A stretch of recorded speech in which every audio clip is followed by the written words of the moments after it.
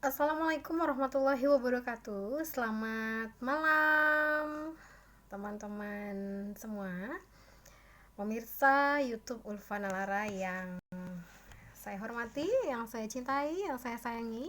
Apa kabar semuanya teman-teman? Semoga teman-teman selalu diberikan kesehatan dan keafiatan oleh Allah Subhanahu wa taala ya. Amin ya rabbal alamin.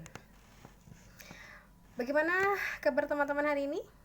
Semoga di tempat teman-teman angka kasus COVID-19 sudah menurun ya, seperti di tempat saya, sehingga kita nantinya bisa melaksanakan aktivitas dan kegiatan kita sehari-hari seperti sedia kala. Amin ya rabbal alamin. Teman-teman sekalian, berjumpa lagi dengan saya Ulfa Nalaraya di channel kesayangan kita semua, Ulfa Nalaraya. Teman-teman semua, seperti biasa pada kesempatan kali ini saya akan mengajak teman-teman sekalian untuk berdiskusi, untuk berpikir, untuk menganalisa, untuk belajar bersama ya. Sebab saya pun banyak belajar dari teman-teman semua. Jadi teman-teman sekalian juga kadang memberikan respon terkait dengan hal-hal yang saya bagikan di channel Ulfa Nalaraya, dan teman-teman memberikan respon kepada saya melalui pertanyaan-pertanyaan, komentar-komentar yang disampaikan pada kolom komentar. Dan alhamdulillah itu tentu saja akan memberikan semangat bagi saya, baik untuk memberikan apa yang saya miliki maupun untuk mengenal kembali lebih detail keinginan-keinginan teman-teman sekalian dan harapan teman-teman sekalian, atau kesusahan-kesusahan, kesulitan-kesulitan yang teman-teman alami, kendala yang teman-teman jumpai pada saat melakukan prakteknya sendiri ya. Nah, kali ini adalah pertemuan atau sesi perjumpaan kita yang ke-9, yang ke-8 ya teman-teman sekalian, terkait dengan bagaimana menjadi seorang profesional speaker yang baik ya. Apakah itu MC, apakah itu seorang speaker, presentator, moderator ya, atau apa saja yang membutuhkan kemampuan untuk berbicara.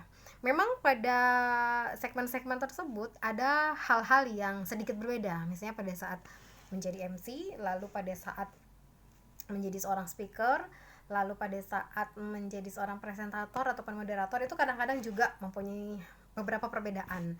Hanya saja saya akan membagikan kepada teman-teman seperti edisi-edisi sebelumnya, pada edisi pertama sampai dengan edisi ke-7, secara general atau secara umum. Nah, itu nanti yang membedakan dari masing-masing peran tersebut sebenarnya tidak terlalu signifikan perbedaannya. Hanya pada beberapa item-item tertentu saja yang nanti bisa akan kita pelajari sambil jalan, terutama kalau misalnya kita sudah mencoba. Ya, teman-teman sekalian. Nah, untuk sesi ke-8 ini saya akan menyajikan kepada teman-teman semua terkait syarat-syarat menjadi seorang profesional speaker yang baik. Nah, teman-teman sekalian banyak bertanya mungkin ya, saya sudah memenuhi syarat belum ya? Saya sudah memenuhi kriteria belum ya? Saya sudah memenuhi syarat untuk menjadi pembicara yang baik atau tidak ya? Saya sudah memenuhi syarat untuk menjadi seorang MC yang baik atau tidak ya? Atau hal tersebut kadang-kadang kita tanyakan, entah kita tidak mengetahui akan bertanya kepada siapa gitu. Kadang kita hanya bisa bertanya pada diri kita sendiri. Kadang-kadang orang-orang yang kita tanyai atau yang kita jumpai lalu kita minta testimoninya, kalau bahasa orang sekarang ya teman-teman sekalian, kadang tidak mau memberikan penilaian secara gamblang atau secara jujur. Kadang-kadang mereka hanya sebatas menyampaikan atau memberikan penilaian dengan kalimat sudah bagus kok gitu. Itu sudah bagus, sudah mantap gitu. Suaranya bagus. Paling sebatas itu mereka menyampaikan, tetapi lebih detail mereka tidak mau menyampaikan sebenarnya. Meskipun kadang mereka tahu, ada dua hal, kadang-kadang mereka tahu tapi tidak mau menyampaikan atau malu menyampaikan. Kadang berpikir apa sih kepentingannya saya beritahu dia gitu, kecuali orang terdekat ya. Atau yang kedua, bisa juga mereka berpikir tidak tahu apa yang mau disampaikan. Maksudnya mereka menilai secara general saja, secara keseluruhan sudah bagus ya sudah, maka mereka menganggap itu adalah hal yang bagus. Padahal sebenarnya sebagai seorang profesional speaker atau seorang orator yang baik, tentu saja kita ingin mengetahui lebih detail atau lebih jelas gitu ya, di bagian mana kekurangan kita. Apakah di bagian sini, di bagian body language kah, di bagian penguasaan bahasa kah, di bagian intonasi kah, lalu di bagian pilihan kata, diksi yang kita gunakan kah gitu. Kadang-kadang kita pengen tahu itu sejauh itu. Nah, bagaimana caranya agar kita bisa tahu apakah kita sudah memenuhi syarat menjadi seorang professional speaker atau tidak? Anggap saja kita merasa terbantu dengan pendapat-pendapat, komentar-komentar atau masukan dari orang-orang. Tapi kita tidak bisa berharap terlalu banyak, itu yang pertama. Yang kedua, kita tidak bisa berharap cepat, ya, respon yang cepat terhadap apa yang sudah kita sajikan. Padahal sebenarnya kita butuh cepat nih, apa yang harus kita perbaiki. Gitu. Caranya adalah, yuk teman-teman semua belajar bersama-sama dengan saya, sehingga teman-teman bisa sedikit menilai, mengevaluasi diri kita sendiri. Karena sejatinya yang lebih tahu diri kita itu adalah diri kita sendiri. Jadi yang lebih tahu kurang kita, yang lebih tahu lebih kita, yang lebih tahu bagaimana cara menangani kekurangan itu, ya, adalah diri kita sendiri gitu. Jadi faktor internal dari dalam diri itu yang paling penting. Faktor eksternal itu hanya sebagai pemicu saja agar kita lebih jeli lagi, lebih baik lagi dalam memperbaiki apa yang menjadi kurang tersebut. Ya, seperti itu ya teman-teman sekalian. Bagi teman-teman terkait dengan syarat-syarat menjadi profesional speaker yang baik. Nah, jika teman-teman ingin tahu apakah teman-teman sudah profesional atau tidak, mari ikuti ulasan saya. Jika teman-teman sudah memenuhi kriteria berikut, maka insya Allah teman-teman sudah dapat dikatakan sebagai seorang profesional speaker yang baik. Nah, bagaimana kalau misalnya nanti teman-teman belum menemukan secara keseluruhan, ya, hal-hal tersebut tidak perlu berkecil hati, karena dari sini kita bisa tahu dan kita bisa belajar dan berlatih sehingga nanti akan lebih bisa memenuhi syarat-syarat yang nanti akan saya sampaikan. Oke teman-teman, sepakat dengan saya ya? Kita mulai teman-teman sekalian. Syarat-syarat menjadi profesional speaker yang baik itu yang pertama adalah pengetahuan dan pengalaman yang luas, mempunyai pengetahuan dan pengalaman yang luas. Nah, pada sesi ini kita tidak bisa memaksakan diri kita. Oh, saya sudah punya pengetahuan, saya sudah baca literatur, saya sudah baca teori gitu ya. Saya sudah menonton bagaimana seorang MC yang baik, bagaimana contoh MC lain, bagaimana contoh profesional speaker yang baik. Saya sudah semuanya gitu. Tentang pengetahuan tersebut. Lalu apakah saya sudah bisa disebut sebagai seorang professional speaker? Ya, kita lanjutkan dengan pengalaman. Karena kita tahu teori, kita sudah lihat orang-orang banyak, ya, itu belum cukup mumpuni untuk membuat kita menjadi bisa dan mahir. Kita harus mencoba, terus mencoba ya, perbanyak pengalaman. Jadi teman-teman harus memperbanyak jam terbang. Caranya memperbanyak jam terbang itu bukan kita yang minta-minta, enggak juga ya teman-teman. Tapi upayakan untuk tidak menolak jika diminta. Karena selalu saya sampaikan kepada teman-teman, dalam hal public speaking atau kemampuan berbicara, kesempatan itu hanya akan datang satu kali teman-teman sekalian. Kalaupun datang untuk kedua kali, tidak akan pernah sama nilainya. So teman-teman, bagi yang punya kesempatan, segera ambil kesempatan itu sebagai ajang untuk terus mencoba kemampuan kita, ya. Itu, jadi teman-teman kalau misalnya masih kurang pengetahuan, segera baca, perbanyak membaca gitu ya, perbanyak melihat, menonton gitu ya, karena kita tentu saja punya idola-idola masing-masing ya. Nah, kalau misalnya belum punya pengalaman banyak, sudah saya sampaikan tadi, terus mencoba, jadi jangan pernah menolak kesempatan ya. Selanjutnya kita lanjutkan yang kedua teman-teman sekalian, cerdas. Nah, seorang professional speaker itu atau MC itu bukan berarti tidak butuh orang cerdas teman-teman, jangan salah ya. Speaker handal, moderator, presentator, MC itu rata-rata orang-orang yang cerdas. Nah, cerdas gimana dulu ya?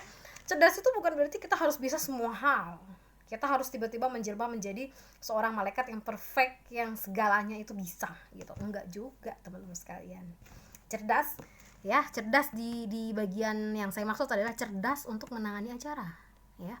Kita butuh cerdas menangani acara, manajerial acara, menyikapi acara, lalu menghadapi problem-problem yang ada sebelum acara berlangsung, saat acara berlangsung, dan pasca acara berlangsung. Itu kita dibutuhkan cerdas gitu.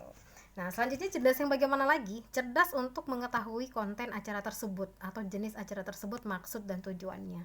Jadi kita nggak asal bicara gitu. Itulah kenapa biasanya seorang MC yang profesional, kalau bicara soal pekerjaan itu juga dihargai dari profesionalitasnya. Saya tidak berbicara soal uang ya atau materi ya teman-teman sekalian, tetapi kadang-kadang semakin profesional itu semakin tinggi juga mengikuti juga ya budgetnya ya, karena mengikuti juga itu. Itu terkait dengan cerdas yang saya maksud. Jadi kita berusaha untuk cerdas, untuk bisa segalanya. Kadang-kadang kita dituntut untuk mengerti dan paham semuanya, meskipun kita sebagai manusia biasa itu nggak bisa gitu. Kita paling cerdas di bidangnya gitu. Misalnya saya bidan nih gitu, ya saya kalau ditanya soal kesehatan ya oke gitu. Kadang ditanya hal-hal lain belum tentu saya bisa gitu. Lantas bagaimana? Apakah itu akan membuat saya ciut lalu mengatakan angkat tangan, saya nggak mau atau nggak bisa memandu acara itu? Tidak teman-teman ya. Sejak saya TK, bahkan ketika saya sudah bisa membaca ya, saya itu belum bisa berpikir dewasa ya, SD SMP, katakanlah SMP kelas 1 SMP saya sudah memandu acara pernikahan. Dari SMP SMA dan selanjutnya saya nggak bisa sebenarnya, ini bukan bidang saya gitu, tetapi saya berusaha untuk mau untuk mencoba gitu. Jadi berusaha untuk tetap mengambil kesempatan itu dengan belajar semampu saya, lalu saya gali informasi kepada panitia, gali kepada informasi orang yang lebih tahu di bidang tersebut, dan lain sebagainya. Dan kadang juga nyoba hal-hal kecil di depan cermin, itu hal-hal yang biasa teman-teman sekalian, karena hal yang sifatnya otodidak, bukan hasil les atau kursus, itu biasanya juga nggak semulus banget yang ketika kita kursus atau bimbingan belajar. Itu karena dia kan punya kurikulumnya sendiri, jadi bisa lebih terarah gitu ya teman-teman sekalian.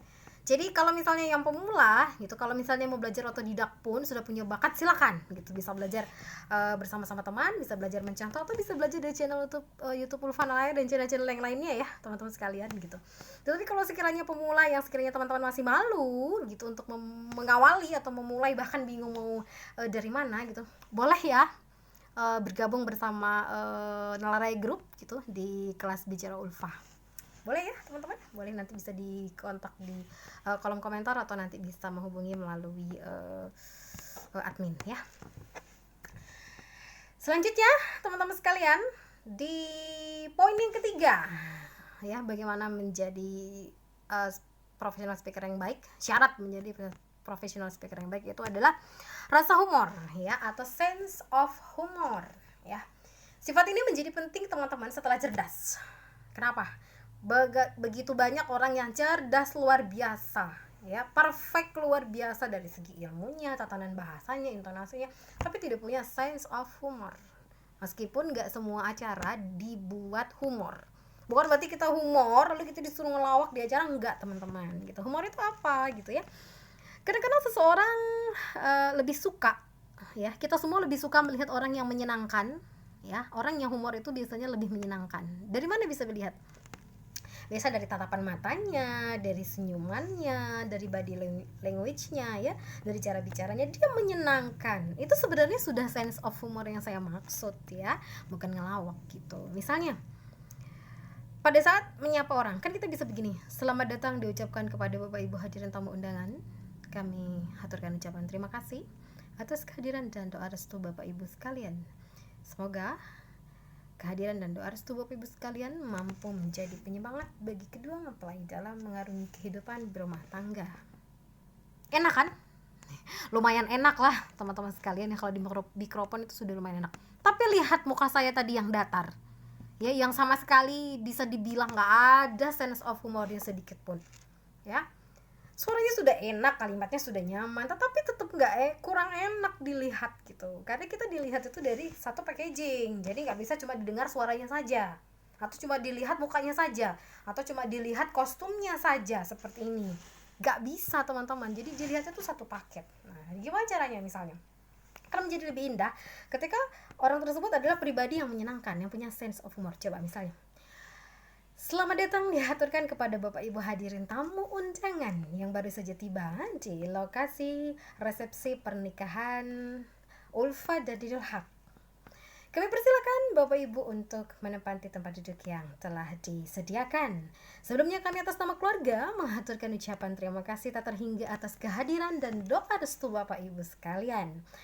Kami yakin doa restu tulus dari Bapak Ibu sekalian insya Allah akan mampu menjadi penyemangat pertama dan utama bagi Ulfa dan Dinul Haq dalam mengarungi kehidupan berumah tangga. Lebih enak mana teman-teman? Gitu. Jadi saya nggak bilang saya ngelawak gitu, nggak ya. Tapi saya lebih berusaha untuk menyampaikan dari hati gitu ya, dengan senyum yang tulus gitu ya, dengan penghayatan gitu ya, dan insya Allah itu sudah masuk ke kategori sense of humor gitu. Apalagi kalau misalnya di acara-acara yang memang ada lawakannya, ya bolehlah ngelawak-lawak sedikit gitu ya, atau bolehlah kita selipin-selipin dengan lawak-lawak gitu ya. Terus di acara-acara yang sekiranya kita ingin membangkitkan semangat, kita ngasih pantun-pantun gitu ya, selip-selipin pantun-pantun yang sekiranya mampu menyemangati dan mengapresiasi agar mereka tidak bosan. Sekali-kali kasih pantun, sekali-kali ngasih quote-quote gitu ya, sekali-kali ngasih apresiasi gitu di sela-sela, itu akan lebih membangkitkan semangat ya dari hadirin yang mendengarkan kita. Oke teman-teman sekalian, selanjutnya poin yang keempat adalah sabar. Nah, singkat banget ya. Mengapa harus sabar teman-teman? Profesional speaker yang baik syaratnya harus sabar. 5 huruf, 1 kata, namun cukup sulit untuk diterapkan atau dilakukan oleh speaker-speaker kita. Kita manusiawi ya teman-teman, termasuk saya. Kadang-kadang kita pada saat melaksanakan acara ada dongkolnya, kadang-kadang ada jenuhnya, jemu, bosen, males gitu ya. Jadi kadang-kadang itu kita hampir tidak bisa bersikap profesional karena rasa sabar itu kadang-kadang. Karena manusiawi, kita kadang lelah gitu ya, capek udah nunggu lama, acaranya panjang, tiba-tiba ada yang buat nggak sabar, entah itu dari panitia, entah itu dari keluarganya ya, yang punya hajatan gitu, entah itu juga dari kalau misalnya acara kedinasan, kadang-kadang dari atasan gitu ya. Kadang-kadang dari IO-nya acara gitu, kadang-kadang dari lingkungan, kadang-kadang dari peserta, dari siapa saja. Jadi banyak sekali hal-hal yang membuat atau menguji kesabaran kita dalam acara. Tentu saja banyak. Misalnya gitu, kita udah siap-siap nih gitu, terus kita nggak ngecek sound, nggak sempat gini, tiba-tiba soundnya suka mati-mati. Kita udah lagi enak-enak ngomong, lagi enak-enak sampein, tiba-tiba suaranya nyampe enggak, tiba-tiba mati nyala gitu. Yo gimana kan? Jadi kita ngerasa keganggu berkali-kali, kadang itu membuat kita nggak sabar gitu. Kadang-kadang gimana sih gitu misalnya itu, atau misalnya apalagi ya contohnya yang membuat nggak sabar teman-teman. Kadang-kadang keinginan panitia yang banyak, si A maunya ini, si B maunya ini. Kalau misalnya acara yang nggak satu komando gitu ya, terus jadi kita kadang bingung, nggak sabar dah, udah capek ini, udah diaribetin sama acaranya gitu. Nah jadi kadang-kadang nggak sabar. Terus suasana yang terlalu dingin gitu ya teman-teman sekalian, panas ya, itu juga menguji kesabaran kita. Lalu lingkungan juga sekitar yang misalnya berisik, ribut, terus apalagi teman-teman, itu juga bisa mengganggu kita untuk menciptakan rasa sabar. Kadang-kadang kita jadi nggak sabaran jadinya gitu. Jadi harus sabar. Terus satu lagi teman-teman sekalian, sabar terhadap komentar-komentar netizen atau hadirin, jangan netizen lah ya, audiens atau pendengar gitu. Kadang-kadang mereka bereaksi spontan gitu. Kalau misalnya mereka memberikan reaksi spontan yang positif, iya kita bahagia. Tapi kalau misalnya saat itu dia ngasih respon yang negatif dan itu di hadapan banyak orang, gimana? Apa kita langsung marah-marah gitu, langsung bilang Bu gitu, nggak usah ikut acara kalau nggak suka, nggak mungkin kan? Gimana? Tetap disenyumin. Makanya saya bilang sense of humor itu harus melekat di sini teman-teman sekalian. Sabar saja, itu yang sabar yang saya maksud, sabar plus sense of humor. Jadi ketika mereka memberikan reaksi yang nggak nyaman, teman-teman berusaha untuk tetap senyum, tetap berikan kalimat yang enak gitu ya. Misalnya lama sekali sih mempelainya datang. Misalnya kalau di acara seserahan ya teman-teman, kalau misalnya di daerah teman-teman mungkin ada acara seserahan, itu kan biasa udah perjanjian jam sekian. Nah kita udah ucapin selamat datang apa ke hadirinnya, nanti seserahan yang dari laki-laki tuh, mantan laki-laki tuh datang lama misalnya, itu nggak sabar kan, orang-orang tuh sudah berisik gitu, nggak sabar ya, kita tetap lama sih cepetan aja gitu, jadi mereka udah nggak konsentrasi karena denger kita, ya tetap sabar, senyum, teman-teman harus perbanyak senyum terus sepanjang akhir acara ya. Jangan lupa terus diapresiasi mereka bahwa mereka masih membersama kita acara tersebut, masih bersedia menanti, dan semoga hal tersebut menjadi uh, menjadi pencipta bahagia bagi keluarga ya. Seperti itu teman-teman. Masih banyak tipe sabar yang lainnya ya. Insya Allah saya yakin teman-teman pasti banyak sekali ujian-ujian kesabaran pada saat on stage ya, menghadapi audiens. Oke. Selanjutnya teman-teman sekalian, poin yang kelima yaitu imajinasi. Nah, imajinasi. Syarat untuk menjadi seorang professional speaker itu harus punya imajinasi yang tinggi. Imajinasi itu bisa dibilang daya hayal ya. Itu bukan berarti menghayal, oh gini, nanti habis ini tuh gini, dihayal-hayalin, dibuat-buat nggak juga gitu. Jadi imajinasi yang saya maksud itu lebih ke nalar ya. Jadi cepat sekali. Jadi pergerakan nalarnya itu teman-teman diupayakan dilatih itu untuk bisa lebih cepat. Dalam arti kalau kondisinya kayak gini maka gini, kalau kondisinya kayak gini maka gini. Misal yang tentang seserahan itu dari jauh banget, dari jauh otomatis lelah, capek, sudah medannya jelek misalnya, jauh pula. Nah kalau yang nungguin sudah bosen lama gitu ya, nungguin dari mantan lakinya lama, jadi sama-sama lama ini, sama-sama nggak sabar, sama-sama jenuh, sama-sama lelah gitu. Maka kita harus punya nalar yang cepat, imajinasi yang cepat, bagaimana membangkitkan semangat dan bahagia mereka telah sampai pada acara tersebut. Jadi dipuji sedikit tapi dengan bernalar. Jadi terima kasih Bapak Ibu masih membersamai keluarga besar. Insya Allah kami yakin kehadiran Bapak Ibu ya akan menjadi penyemangat yang pertama dan utama bagi keluarga untuk melaksanakan acara kita pada hari ini dan juga acara-acara selanjutnya. Seperti itu ya teman-teman sekalian. Selanjutnya yang keenam, antusiasme, rendah hati, dan bersahabat. Sudah sama tadi ya teman-teman. Jadi rendah hati, sabar. Jadi nggak boleh sombong gitu ya. Apa sih yang masih disombongkan teman-teman sekalian? Nah ya, kita hanya diberikan sedikit kelebihan ya, atau kesempatan, diberikan kesempatan idealnya oleh Allah Subhanahu Wa Taala untuk membagi sedikit apa yang menjadi penyejuk bagi orang-orang pada lisan kita ya. Bersahabat, jadi teman-teman harus friendly kepada siapa saja. Jadi pada saat kita berada di medan atau on stage, tentu saja kita akan menjumpai banyak orang teman-teman sekalian. Nah orang-orang tersebut ya teman-teman tentu saja tidak kita kenali, dan kadang-kadang mereka itu kenal sama kita. Contohnya tadi saya barusan MC teman-teman ya, jadi acara adat, lalu ketika saya datang langsung, hai Mbak Ulfa Nawaraya, akhirnya kita berjumpa setelah selama ini kita hanya berteman di Facebook, kita berteman di IG, katanya kayak gitu. Akhirnya saya bisa bertemu ya, katanya boleh minta foto Mbak misalnya, atau misalnya apa saja gitu ya, kita harus layanin meskipun kita nggak kenal dia gitu ya, kita nggak kenal, terus kita baru bertemu juga, kita harus ketika dia bersikap ramah sekali, kita harus juga tetap dengan cepat beradaptasi untuk bersikap bersahabat ya. Tunjukkan antusias kita, bahwa sebenarnya kita antusias ya, dan berbahagia, bersyukur bisa bertemu beliau di acara tersebut, memperpanjang silaturahim ya, seperti itu. Oke teman-teman, selanjutnya yang ketujuh, kemampuan bekerja sama ya. Teman-teman harus punya kemampuan manajerial, kemampuan bekerja sama ya, teamwork ya istilahnya. Jadi kita nggak bisa berdiri sendiri, MC nggak bisa berdiri sendiri, karena MC itu atau pembicara itu tentu saja butuh mikrofon atau pengeras ya, butuh juga alat, misalnya kita butuh laptop, kita butuh LCD ya, kita butuh moderator ya pada saat kita menjadi pembicara, kita butuh MC-nya pada saat acaranya belum dimulai, kita butuh segala-galanya gitu. Jadi kita apresiasi sekedar 1 menit 2 menit, ucapkan terima kasih pada mereka yang sudah membuat acara itu berlangsung. Pernikahan, resepsi pernikahan, wedding party misalnya, jangan sok merasa kita ini adalah bintangnya gitu. Enggak, teman-teman bisa berdiri dengan suara menggelegar tuh karena siapa? Karena sound, dekorasi, wardrobe cantik, karena ini, karena siapa gitu.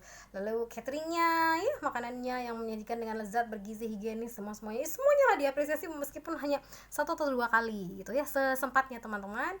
Istilahnya berikan mereka apresiasi karena mereka juga membantu pelaksanaan acara dan kita menjadi bagian di dalam teamwork tersebut ya. Yang ke-8, percaya diri. Sudah saya sampaikan pada episode-episode atau sesi-sesi sebelumnya tentang kepercayaan diri, bagaimana menumbuhkan kepercayaan diri. Saya akan membuat di kesempatan berikutnya khusus untuk bagaimana menumbuhkan percaya diri kita gitu. Jadi dari percaya diri kita yang susah, kadang-kadang ada yang baru pegang mikrofon misalnya udah merah telinganya gitu ya, sudah gemetaran atau tremor misalnya, itu ada teknisnya sendiri gitu. Jadi ada treatmentnya sendiri teman-teman sekalian. Intinya kepercayaan diri itu adalah rasakan bahwa kita berdiri di situ adalah kita satu dipercaya oleh yang mempunyai acara. Yang kedua, kita adalah orang yang bisa meskipun kita nggak boleh sombong, tetapi kita harus berusaha meyakinkan diri kita bahwa sayalah yang bisa di situ dan sayalah yang pantas berbicara. Yang ketiga, ketika kita berperilaku atau tugas menjadi seorang MC, bahwa kitalah yang menghandle dan mengatur acara tersebut. Jadi orang-orang di luar sana tidak berhak mengatur gitu, hanya berhak untuk memberi masukan atau mengarahkan saja. Baru selebihnya nanti penanggung jawab acara adalah pusat tempat kita berkonsultasi. Jadi jangan jadi pembicara atau jadi MC yang hilir mudik dengerin orang gitu ya. Jadi nanti nggak fokus dan acaranya juga nggak bisa terarah ya. Ke-9, kemampuan manajemen ya, sama dengan teamwork tadi, kita harus punya kemampuan manajerial ya. Jadi ketika kita sudah berada dalam suatu paket acara, kita harus punya kemampuan manajemen. Artinya apa? Ketika saya punya masalah, saya punya kebutuhan, kemana saya harus berkonsultasi ya, itu namanya manajemen. Lalu ketika saya butuh hal yang diskusikan, itu ke atasnya lagi, hal yang misalnya butuh sebagai perlengkapan saya gitu, saya harus menghubungi siapa gitu. Jadi segala sesuatu kita serahkan pada ahlinya, itu kemampuan manajemen dalam proses pelaksanaan acara ya. Selanjutnya yang terakhir teman-teman sekalian ya, poin ke-10 yaitu pelajari rundown, ikut briefing. Itu yang paling penting, itu masuk ke dalam manajemen dan juga teamwork. Jadi teman-teman harus pelajari rundownnya dulu, kalau bisa minta H-2 kalau acaranya misalnya agak panjang, agak besar dan banyak sekali konten-kontennya, H-2, H-3, H-1 kalau bisa gitu. Benar-benar di-prepare acaranya. Jadi kalau misalnya sudah H-1, H-7 hari, H-3 hari, H-1 hari gitu. Dan H-1 jam, H-30 menit kita sudah harus ready di lokasi ya, ikut briefing jam berapa panitia ya akan menyampaikan hasil briefingnya atau menyampaikan pelaksanaan acara, apakah ada perubahan, apakah akan terus dilaksanakan dengan format yang awal atau misalnya ada perubahan ya. Seperti itu teman-teman, 10 item singkat terkait syarat-syarat menjadi seorang profesional speaker yang baik ya. Mari kita cek diri kita masing-masing teman-teman, apakah kita sudah mempunyai kriteria tersebut.